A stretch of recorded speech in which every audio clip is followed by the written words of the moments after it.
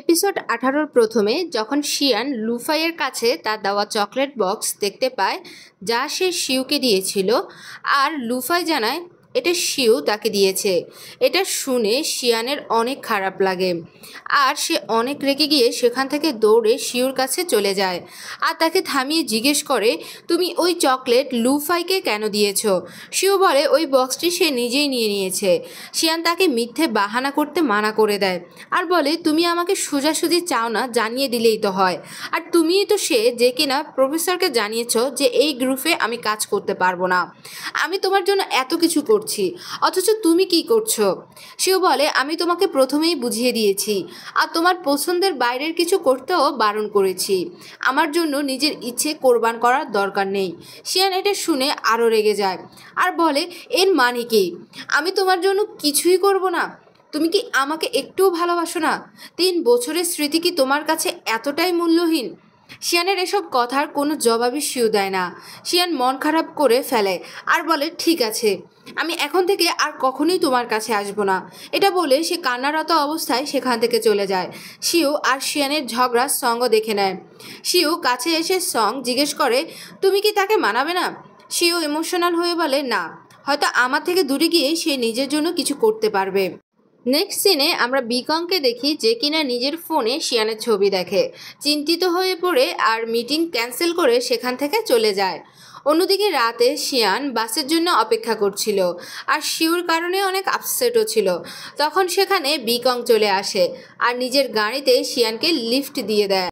Xi'an গাড়িতে বসতেই বিকং তাকে জিজ্ঞেস করে সে এত রাতে সেখানে কি করছিল। শিয়ান বলে, আমি বাসের জন্য ওয়েট করছিলাম। শিয়ান বিকংয়ের গেট আপ দেখে তাকে জিজ্ঞেস করে, তুমি বিজনেস স্যুটে কি করছো? তখন বিকং জানায় সে নিজের বিজনেস স্টার্ট করেছে আর ক্লায়েন্টের সাথে মিট আপের জন্য তাকে সবসময় প্রস্তুত থাকতে হয়। শিয়ান বলে, তুমি তো এত ব্যস্ত যে হয়তো তুমি তোমার গার্লফ্রেন্ডকে একটু সময় দিতে পারো না। বিকং এটা শুনে শক হয়ে যায় আর বলে, আমার কোনো গার্লফ্রেন্ড নেই। বিকং তাকে বলে, আমি তোমাকে আর্ট এক্সিবিশন দেখাতে নিয়ে যাব। এটা বলে সে সেখানে নিয়ে যায় তাকে। শিয়ান সেখানে পেন্টিং দেখে আপসেট হয়ে পড়ে আর তার মনও কিছুটা ভালো হয়ে যায়। তখন বিকং বুঝতে পারে যে শিয়ানের মুড ঠিক নেই, তাই সে তাকে এই ব্যাপারে জিজ্ঞেস করে আর বলে, তুমি অনেক ভালো ড্রয়িং করো, তুমি নিজের ট্যালেন্ট ওয়েস্ট করো না। শিয়ান তখনও চিন্তিত, তাই বিকং তাকে বোঝাতে থাকে আর বলে, তুমি জলদিই নিজের সঠিক রাস্তা খুঁজে পাবে।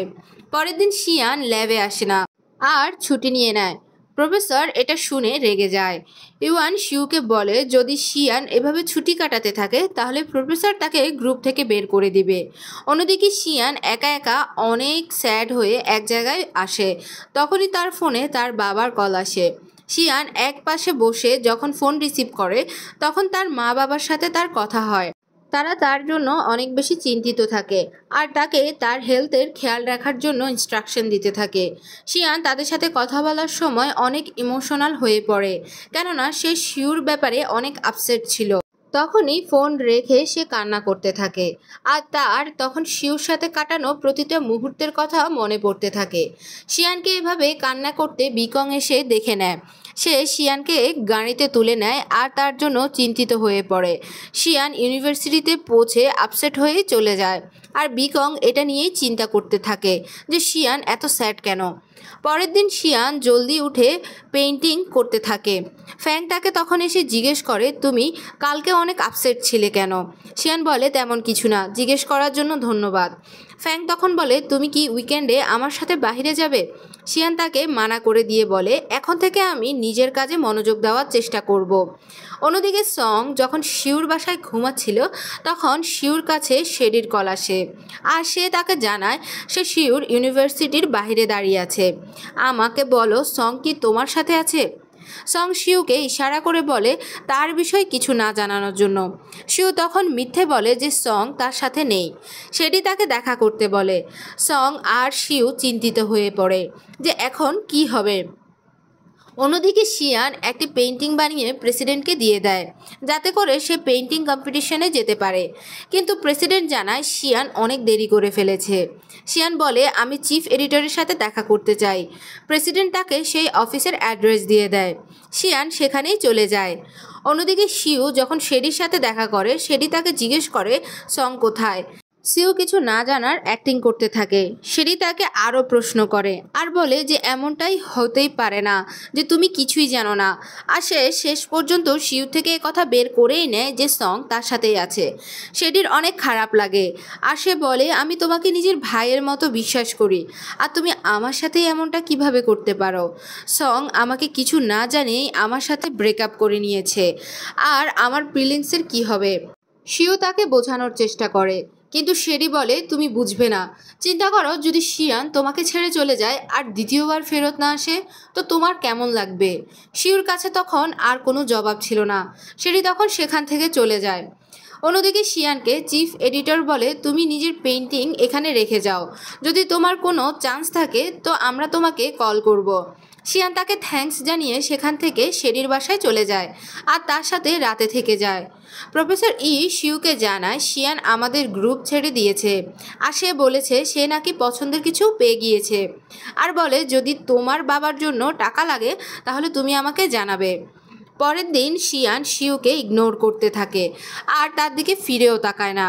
পরে ক্লাবের প্রেসিডেন্ট শিয়ানকে জানায় চিফ এডিটর তার সাথে কন্ট্রাক্ট সাইন করতে চায়।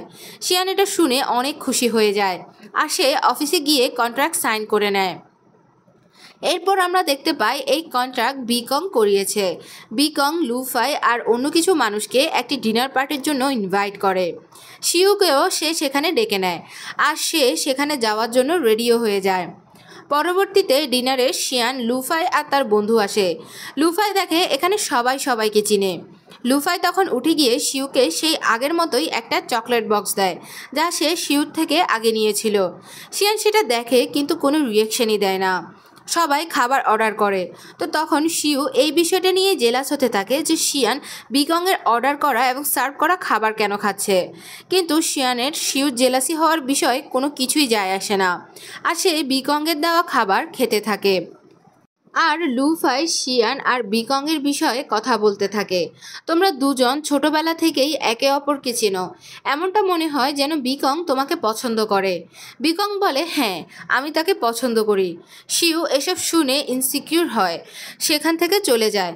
বিকং ও তার পেছনে চলে আসে। তারা একটা রুমে যায় যেখানে বিকং শিউকে বলে আমি শিয়ানকে ছোটবেলা থেকেই পছন্দ করি, আর আমি তাকে একটা সুন্দর জীবন দিতে পারবো, আর আমি তার প্যারেন্টসের কাছে প্রমিস করেছি আমি শিয়ানের খেয়াল রাখবো। তাই তোমার জন্য এটাই ভালো হয় যে তুমি শিয়ান থেকে দূরে থাকো।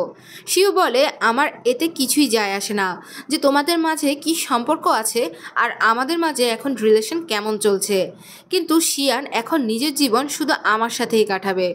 শিয়ান তাদের কথা শুনে ফেলে। তারা দুজন শিয়ানকে দেখে ফেলে। শিয়ান আপসেট হয়ে সেখান থেকে চলে যায়। শিউ তার পেছনে গিয়ে তাকে সরি বলে।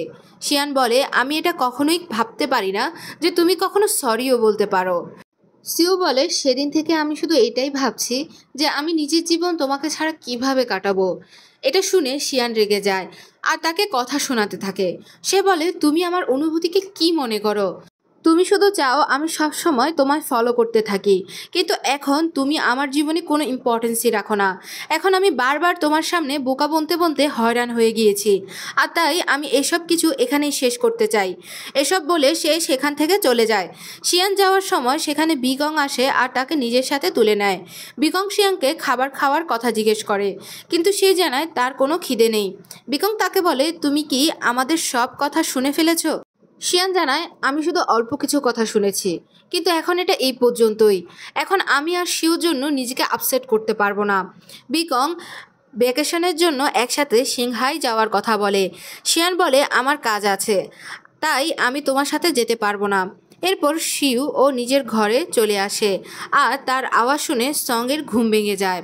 সে মনে করে সেখানে শেরি চলে এসেছে, কিন্তু শিউ বলে এটা আমি।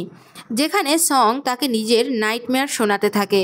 সে বলে স্বপ্নে শেরি আর আমি এক জায়গায় গিয়েছিলাম, তো সেখানে অনেক ক্রোকোডাইলস ছিল। শেরি বলে আমি তোমাকে ক্রোকোডাইলসের খাবার বানাতে চাই, আর সে তখন আমাকে ক্রোকোডাইলসের সামনেই দিয়ে দেয়। শিউ এসব ইগনোর করে আর বলে যদি শেরি ডিসঅ্যাপিয়ার হয়ে যায় তাহলে তুমি কি করবে। সং বলে এটা অনেক ফালতু প্রশ্ন ছিল, আর সে আবারও শুয়ে ঘুমানোর ভান করে। শিউ সেখান থেকে যেতেই সং নিজের চোখ খোলে আর কিছু ভাবতে থাকে। অন্যদিকে শেরি আর শিয়ান কলে কথা বলছিল।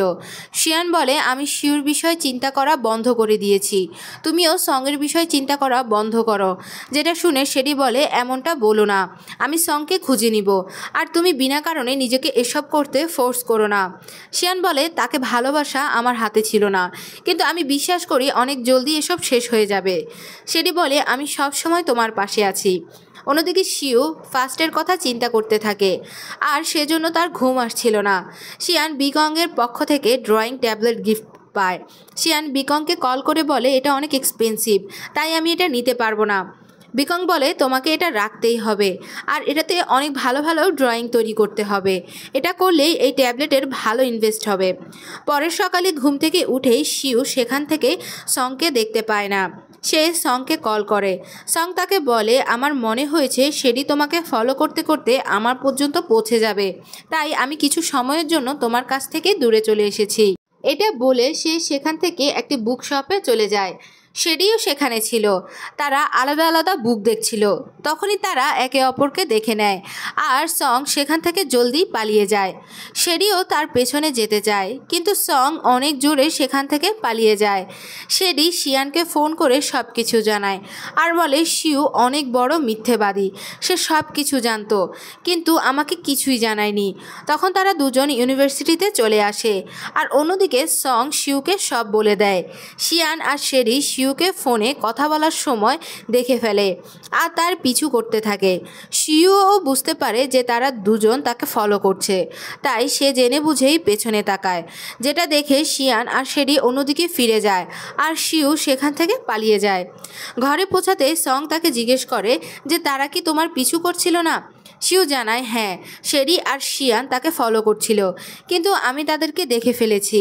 তারা ভাবতে থাকে শিউ দেখে ফেলায় তারা এখন সেখানে আসবে না, কিন্তু শিয়ান আর শেরি ঘরের বাইরেই দাঁড়িয়ে তাদের কথা শুনছিল। সং বলে, শেরি আমাকে মেরেই ফেলবে, আমি প্রতি রাতে খারাপ স্বপ্ন দেখি, কিন্তু শিউ তাকে কাম ডাউন করতে থাকে।